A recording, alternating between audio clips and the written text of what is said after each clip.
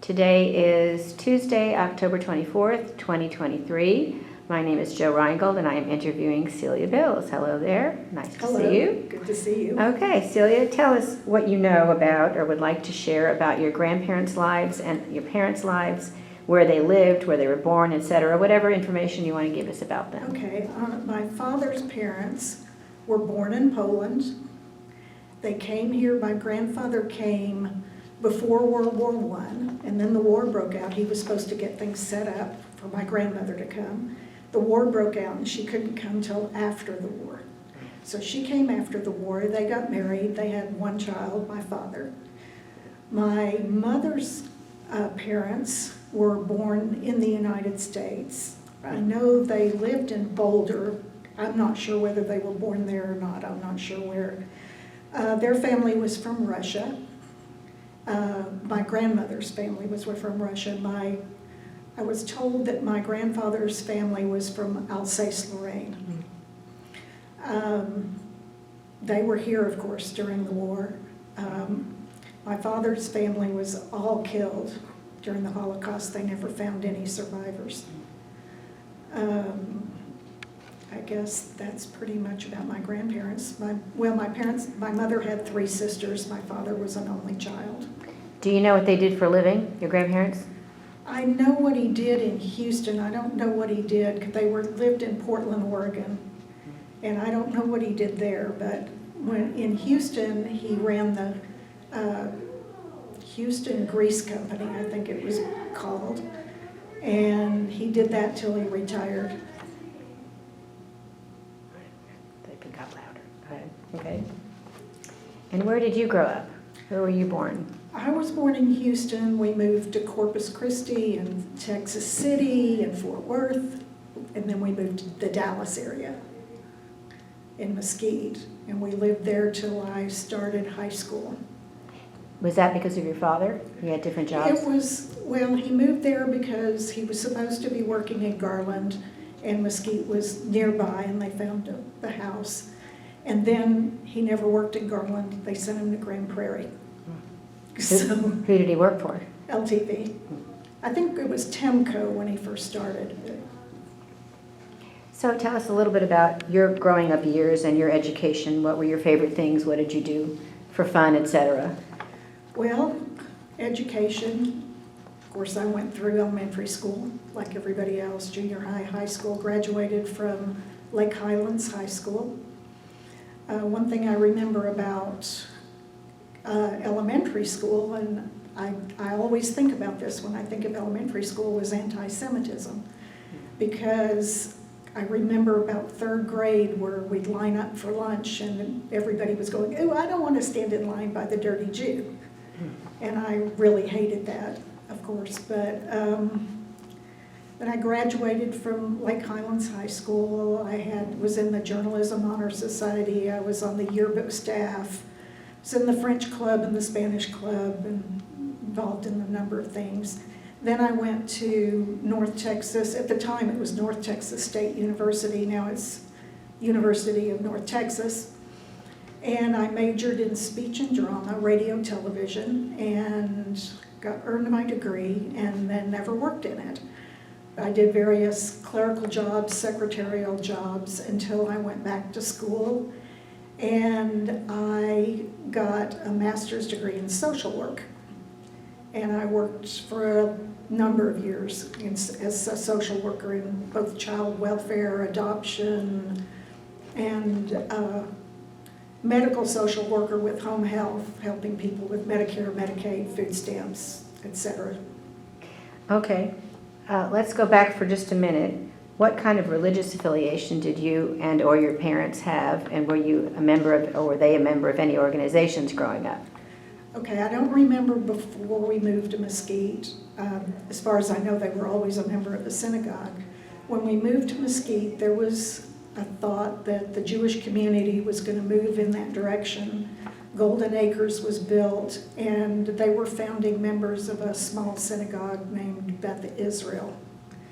And we stayed at Beth Israel till I finished 9th grade. At that point, most of the people with kids my age, or even a little younger maybe, were moving up to North Dallas and joining other synagogues because they wanted their kids to date Jewish kids. And it was obvious the Jewish community was not moving in that direction. So then we went to Tifereth, Israel. What was your experience like there? Sunday school, Hebrew school, etc.? I only went 10th grade for a confirmation class, and I enjoyed that class. I had a good friend in that class who, when I joined BBG, moved to Chicago. So I really didn't have any other friends in the class or in BBG. So my friends were mostly from high school. Okay. And did you try anything else in your high Jewish. school years? Oh, in high school? Either Jewish or secular, either one. I was in Red Cross and I volunteered Exall Park Clinic, which I don't even know if it's there anymore. I haven't been down there, but it was very eye-opening. Living in my suburban North Dallas community. And it had an influence in my becoming a social worker. Okay. I was going to ask if you were in any civic organizations, but it sounds like that was The the one I community was, one, yeah, wide that's one. the one. Okay. And what about the rest of your family? Did they join anything? Were they involved in anything else? And what siblings do you have? I know you have siblings. I have 3 living siblings, plus the youngest brother had passed away in 2022. And I have a sister who lives near Corpus Christi, a brother who lives in Houston, and a brother who lives in Richardson. Okay. I know that there were members of synagogues. I don't think my sister is at this point. She had been very active in her synagogue, and then they didn't like the new rabbi and things, I don't know exactly, but I know they left. Okay. All right. How and where and when did you meet your husband? I met my husband in Denton at North Texas. First hated him because I thought he looked weird, dressed in a caftan, little round glasses, and his hair in a ponytail. And I was very conservative as far as dressing and which boys I liked and things like that. And that didn't do it. And so I didn't really like him, but then we got to know each other, and for some reason there were social occasions when everybody would leave and we'd be the last 2 or something like that, and we started getting to know each other and became friends. We never really dated in the traditional sense of dating. I mean, we went to dinner together and movies together and all that stuff, but we weren't dating. We were good friends. And then when it came time to leave college, we decided we wanted to get married. You took the leap. Okay. That's good. So what was your early married life like? Well, he was getting a master's degree at UTA in linguistics. So he did that. He was also teaching, like, what do they call them? Teaching assistant? I don't know. He was teaching French at UTA as part of, paying for his master's degree. We thought we were pretty well off, though we didn't really have anything. Our transportation was bicycles. We rode the bicycles to the grocery store, and we had decided when we did our budget that we would not skimp on groceries. We would buy whatever we wanted at the grocery store, no matter what it cost. And we were spending $15 a week on groceries. But I was working at the university in the language department, and he was working, teaching. And so I think our income was about $450 a month. I don't remember what our rent was, but it wasn't, in those days, this was 1975 and 76. It wasn't, things weren't as expensive then. Right. Where were you living?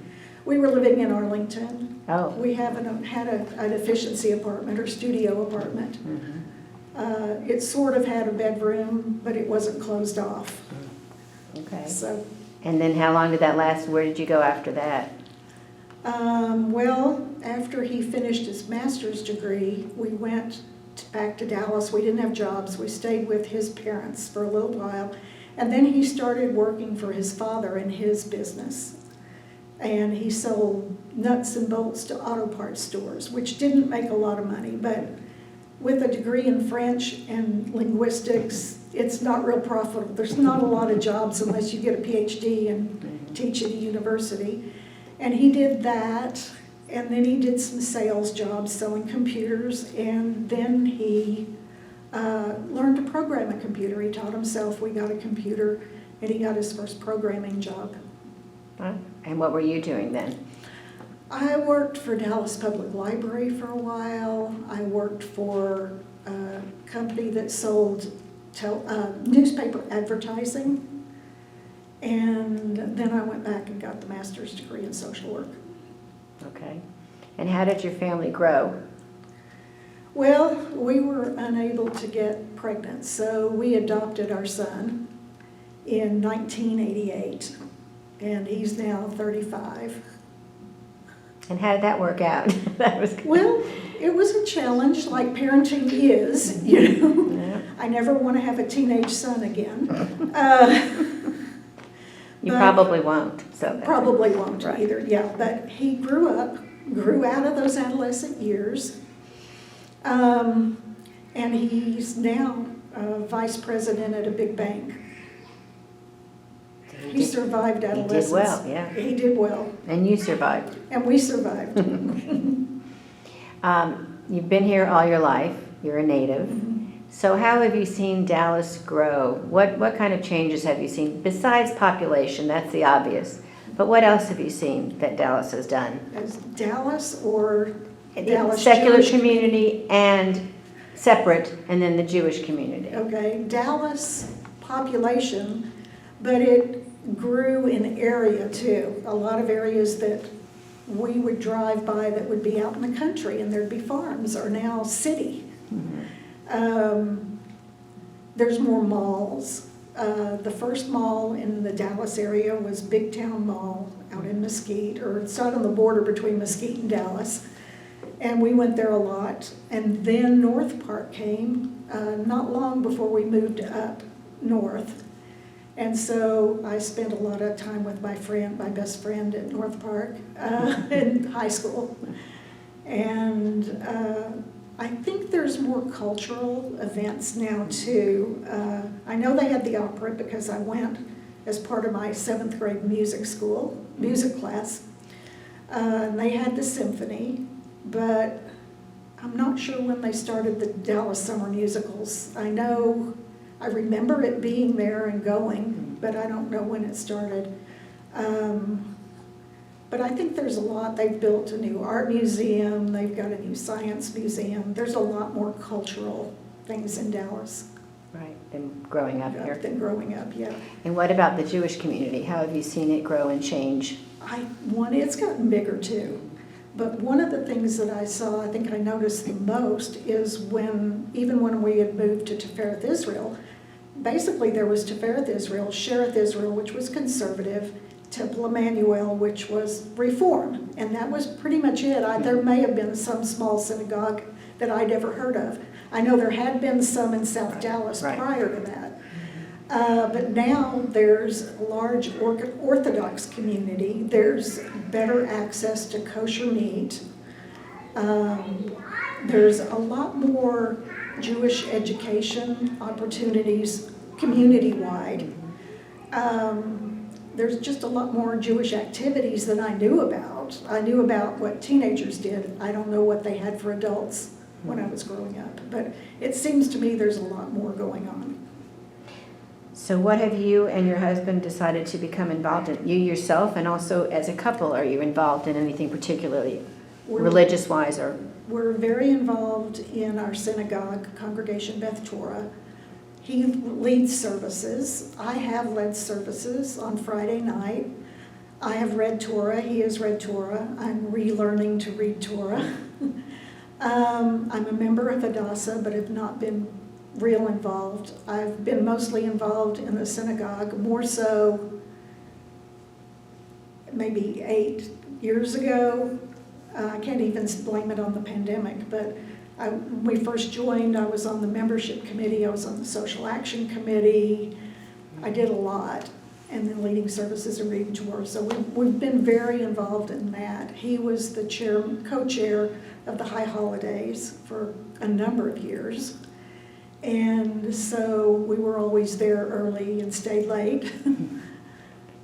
That's mostly what we've been involved in. I've been involved in adult ed classes through the JCC, through Melton and Gesher classes. And since I'm not supposed to know this yet, are you both still working? Are either of you still working? No, I retired in 2017, and he just retired 3 weeks ago. Oh, great. Now you'll have lots of time on your hands, right? No money. Oh, that's... Well, we have some Yeah. money, but yeah. So what kinds of things have you been involved in since retirement? And what does your husband plan to do with Well, he retirement? plans to do, like the Richardson School District talked to him about teaching English as a foreign language to adults, of parents of kids in the Richardson School District. Before the pandemic, I was volunteering at the Holocaust Museum. Since the pandemic, we're starting to get back into things, but mostly since he retired, we've been remodeling a bathroom, taking down dead trees, planting new trees, things like that, which it contributes to our house, but not much to the community. That's important But too. that's short term. Okay, that's good. Can you think of anybody that you would consider to be a role model in your life? I'm not sure. All right. I know as far as Judaism, I have two people, my paternal grandmother and you, Joe Reingold. Oh. Because in our house, my father was very critical and you have to do everything right, and if you got a spoon mixed up, he'd yell at you. So that's what I learned from him about Judaism. From his mother and from you, I learned the joy of Judaism. And so that, when it comes to Judaism, I would say that are the two role models. That's very lovely, thank you. I forgot to ask you, so I'm going to go back for a minute. Were there any particular projects or things that you were involved in your working life that you're especially proud of? Something you accomplished or, that you did that was above and beyond just regular? I don't know. I mean, I always thought I was just doing my job, just what it required, but I always got reviews that I was exceeding their expectations. So I don't know. My favorite thing about what I did was international adoption, and that was fascinating because you learned adoption laws and processes of many countries and how it all worked, and some things about immigration, and I really enjoyed that. Sounds good. Most people give their answer as their family, but I'm going to ask you, maybe I should ask in a different way, I don't know, but besides family, putting that aside for a minute, what would you say you are the most proud of in your life?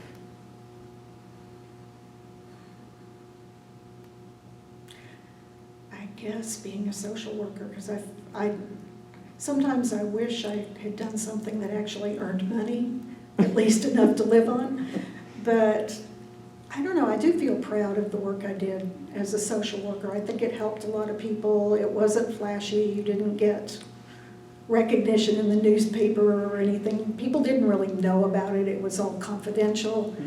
Because to our clients, it was confidential, all their stuff was confidential, but I feel like I accomplished something. It's an important job. So I'm going to add this. What kind of advice would you give to your son about, I don't know, making inroads in life, doing something important?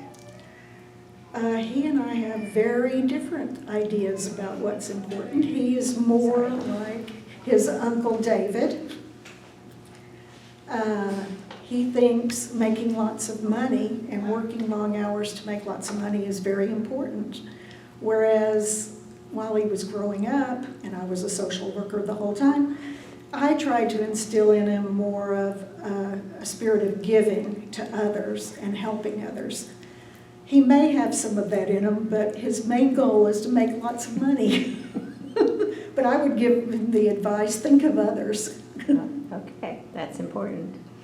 Are there any other stories or anything you'd like to share that we have not covered yet? Anything in particular? I can't think of anything. What about travel? I know you like to travel Oh, yeah, somewhat. we've traveled a lot. Mhm. I mean, we went to Mexico City on our honeymoon. We went to Europe right after. We'd been married maybe a year, and we were planning to live there, but that didn't work out. And we've traveled a lot. I went on my first cruise, which was a lot of fun.